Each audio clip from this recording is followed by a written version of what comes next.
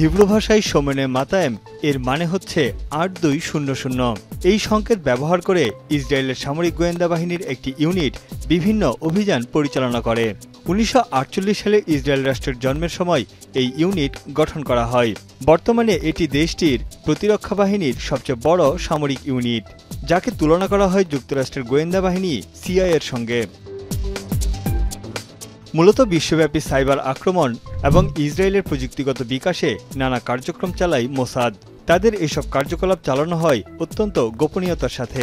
কৃত্রিম বুদ্ধিমত্তা থেকে ডাটা মাইনিং এবং সাইবার আক্রমণ সবই তাদের কাজের অংশ। সংবাদ মাধ্যম রয়টার্সের সূত্র মতে গেল ১৮ সেপ্টেম্বর লেবানন জুড়ে পেজার ও ওয়াকিটকির সিরিজ বিস্ফোরণের জন্য মোসাদ দায়ী। পশ্চিমা সূত্র বলছে মোসাদের ৮২০০ ইউনিট ১ বছরেরও বেশি সময় ধরে হিজবুল্লাহর বিরুদ্ধে পরিকল্পনা করে আসছে। ডায়রিয়া সহ যে কোনো পানি শূন্যতায় SMC রোড স্যালাইন নিন। কেনার সময় প্যাকের গায়ে SMC লোগো দেখে কিনবেন। এই ইউনিটের সাবেক সদস্য কবি স্যাম্বারস্কির মতে প্রযুক্তিগত উদ্ভাবনী কৌশলের জন্য এই ইউনিটের সুনাম আছে বিশ্বব্যাপী।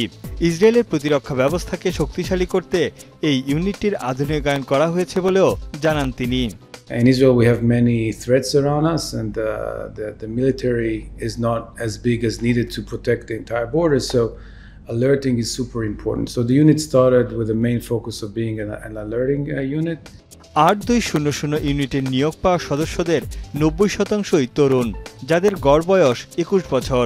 নিত্য নতুন উদ্ভাবন, প্রযুক্তির ব্যবহার ও চ্যালেঞ্জ মোকাবেলায় এই বাহিনীতে তরুণদের আগ্রহ বেশি। তাদের কাজের ধরনটাও ভিন্ন রকমের। Innovation is almost an integral part of the culture, and it's very exciting, specifically in our day and time where things are moving so dramatically. So whatever the organization learned to do, after a few years you want to rotate it and you want to learn new stuff.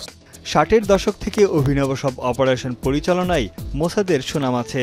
হিটলারের Nazi বাহিনীর officer Adolf আইকম্যানের অপহরণ মোসাদের বড় সাফল্যের মধ্যে একটি। গোপন network গড়ে তুলে ইরানে বহুবার সাইবার আক্রমণ চালিয়েছে মোসাদ। এমনকি তেহরানের পারমাণবিক কেন্দ্রের কম্পিউটারে স্টাক্সনেট ভাইরাস ছড়িয়ে তথ্য হাতিয়ে নেওয়ার অভিযোগে উঠেছিল গোয়েন্দা সংস্থাটির বিরুদ্ধে। ওই সময় ১৪টি প্রকল্পের প্রায় ৩০,০০০ কম্পিউটার ক্ষতিগ্রস্ত হয়। তবে বেশ কয়েকটি ব্যর্থ অপারেশনের জন্য মোসাদের বিরুদ্ধে নানা সমালোচনাও রয়েছে। হামাসের আক্রমণ সম্পর্কে আগে থেকে তথ্য না জানা এবং চলমান যুদ্ধে বিজয় না পাওয়ায় প্রশ্ন উঠেছে মোসাদের কর্মকৌশল নিয়ে। সংস্থার এক কমান্ডিং অফিসার জানান, হামাস যোদ্ধাদের চিহ্নিত করতে কৃত্রিম বুদ্ধিমত্তার প্রযুক্তি ব্যবহার করেছে তারা। যুদ্ধের অত্যাধুনিক সরঞ্জাম, শত্রুপক্ষের দুর্বলতা, যুদ্ধক্ষেত্রে শত্রুদের ফাঁক-ফোকর খুঁজে বের করা মোসাদের এই ইউনিটের অন্যতম কাজ। তাদের হাতে আছে বিভিন্ন ডিভাইসের মধ্যে বিস্ফোরক দ্রব্য ঢুকিয়ে দেওয়ার কৌশল। তানভীর জানি, এখন বিশ্ব।